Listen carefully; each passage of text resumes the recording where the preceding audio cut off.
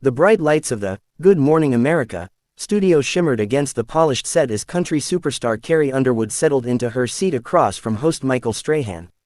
Everything looked perfect: the gleaming cameras, the poised audience, the glimmer of stage charm that defined morning television. But beneath that surface, tension quietly brewed.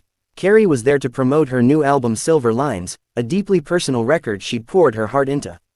It should have been an easy, uplifting interview, but what unfolded instead would become one of the most talked about moments in live TV history. Michael flashed his familiar smile as the camera light blinked red.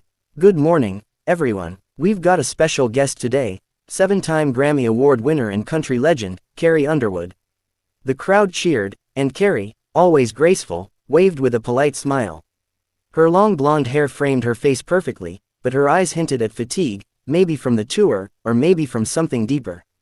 "Carrie," Michael began, leaning forward, "your new album Silver Lines is already topping charts. You've said this one's your most personal yet. What inspired it?" Carrie smiled faintly. "Life," she said softly. "After all these years, I've learned that success doesn't mean peace. This album is about finding light when everything around you feels heavy." The audience nodded, clearly touched. For a moment, it was heartfelt, the kind of segment fans loved her for. But then Michael shifted gears. "Now, a lot of fans have been reading into the lyrics," he said with a teasing grin.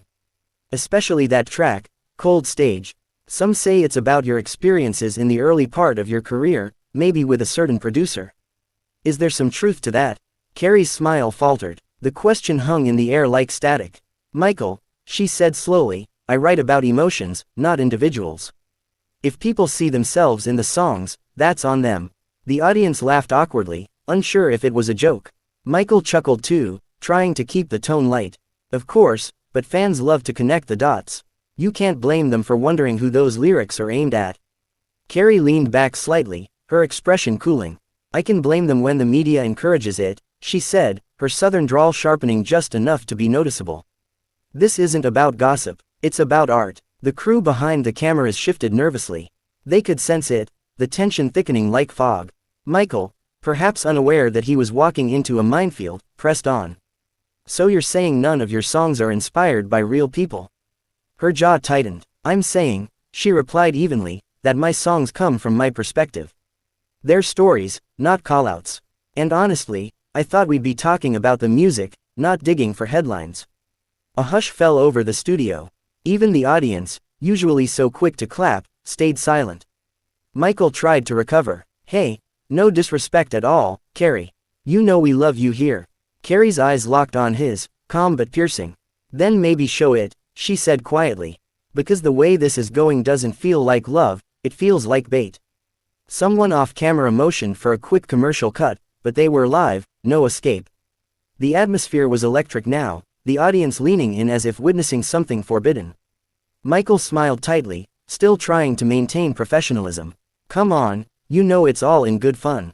Carrie shook her head. "No, it's not. I've dealt with this kind of questioning for years, people trying to turn my work into rumors. I've worked too hard for that." Her voice was calm but firm, steady as stone. Michael raised his hands slightly, as if to diffuse the heat. Okay, fair enough, but you've got to admit, controversy keeps people talking." That was the breaking point. Carrie leaned forward, eyes blazing but voice controlled. "If controversy is the only way to get attention, then maybe you're talking to the wrong artist." Gasps rippled through the studio audience. Even Michael blinked, clearly caught off guard. He tried to laugh it off, but the moment had shifted too far. Carrie reached down, unclipped her microphone, and placed it neatly on the coffee table between them. The small click of plastic against glass was deafening. "Carrie, wait," Michael said, his tone finally softening. But she stood up, smoothing her shimmering silver dress. "No, I think we're done here," she said, turning toward the backstage exit. Her heels clicked across the floor as she strode off, the studio eerily silent except for the echo of her steps. Producers scrambled to cut to commercial, and the camera abruptly faded to black. Seconds later, Twitter and TikTok exploded. Viewers clipped the moment, replaying it from every angle. Within minutes, hashtags like #CarrieWalksOut and #StrahanShowdown were trending worldwide. Fans defended her fiercely, praising her for standing up to invasive questions. Others claimed she overreacted. Backstage, Carrie's team surrounded her, phones buzzing non-stop. "Carrie, this is going viral," her manager said. Carrie took a deep breath, her jaw still tight. "Good," she replied. "Maybe next time they'll remember who they're talking to." As she left the building, paparazzi already waited outside. But for once, Carrie didn't hide behind her shades. She looked straight into the flash of cameras, her eyes calm, her posture strong. She hadn't just walked off a talk show, she had drawn a line in the sand. And the world had just watched her do it live. The next morning, the entertainment world was still in a frenzy. Every major news outlet had splashed the same headline across their pages. Carrie Underwood kicked off Good Morning America after heated exchange with Michael Strahan.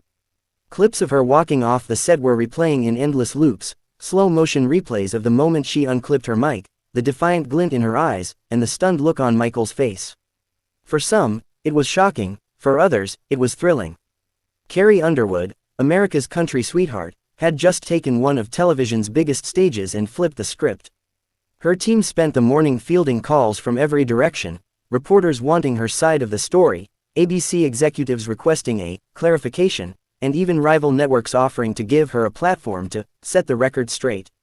But Carrie wasn't interested in talking, not yet. She sat quietly in her Nashville home studio, guitar in hand, scrolling through a storm of social media posts. Some fans were furious on her behalf. "Carrie's been through enough, she doesn't owe anyone her trauma for ratings." Others criticized her walkout. "She's a public figure. Tough questions come with the job." But amid the noise, one comment stood out to her, from a fan who wrote, "Boundaries are strength, not weakness." Carrie smiled faintly. That was exactly what she believed. Meanwhile, at the Good Morning America studios, the mood was uneasy. Producers were scrambling to manage the fallout. Michael Strahan arrived early, avoiding reporters waiting outside. The executives held a closed-door meeting, discussing how to handle the situation. There were two options: downplay it, or apologize publicly. Both came with risks. When the show went live again, Michael addressed the elephant in the room, carefully. "Yesterday, we had a passionate conversation with Carrie Underwood," he said, his tone calm and measured. "She's someone I've always respected, and sometimes, live television can take unexpected turns. But we wish her nothing but the best." His co-host smiled tightly, clearly eager to move on. But the viewers weren't so forgiving. Within hours, #StandWithCarrie began trending across every major platform. Fans accused the show of crossing a line, turning what should have been a celebration of her artistry into a cheap spectacle. The debate became larger than one interview. It was now about respect, privacy, and the treatment of women in media. Other celebrities chimed in. Miranda Lambert tweeted, "Strong women don't owe explanations for their art. Proud of you, Carrie." Dolly Parton reposted a clip of the interview with a subtle but pointed caption, "Class and courage, even when the spotlight burns." That single post sent shockwaves through the industry. When Dolly speaks, everyone listens. Behind the scenes, ABC's PR team reached out to Carrie's representatives, offering to smooth things over with a joint statement. They proposed wording that suggested the moment had been misunderstood, but Carrie immediately declined. "There's nothing misunderstood about it," she told her publicist firmly. "I said what I meant. I just won't keep repeating it." Still, she knew she couldn't stay silent forever. 3 days later, she posted a single black and white photo on Instagram, her sitting cross-legged on a stool, guitar in hand, hair pulled back, eyes closed. The caption read, "When you've been in this business long enough, you learn the difference between questions and traps. I'll always choose peace over performance." The reaction was explosive. Millions of likes flooded in within hours. Fans and fellow musicians filled the comments with hearts, praise, and solidarity. Even major entertainment journalists called it a masterclass in quiet power. But Carrie wasn't finished. A few days later, she announced a surprise livestream concert from a small Nashville venue. It wasn't promoted heavily, just a simple post, no cameras, no scripts, just music. Within minutes, the stream had hundreds of thousands of viewers waiting. When she stepped on stage, dressed simply in jeans and a denim jacket, the crowd erupted in cheers. "Thanks for showing up," she said softly, strumming the first chords. "I think we've all had enough talk for a while. Let's get back to the music." Then she began to sing, "Cold Stage," the very song that had started the controversy.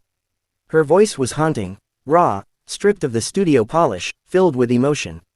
The lyrics, once speculative tabloid fodder, now felt like a statement of strength. They said smile for the camera, don't show the pain, but I learned there's no spotlight worth that strain. The audience was silent, captivated. When she finished, Carrie looked straight into the camera lens. This one's for anyone who's ever been told to sit down and smile when they knew better, she said.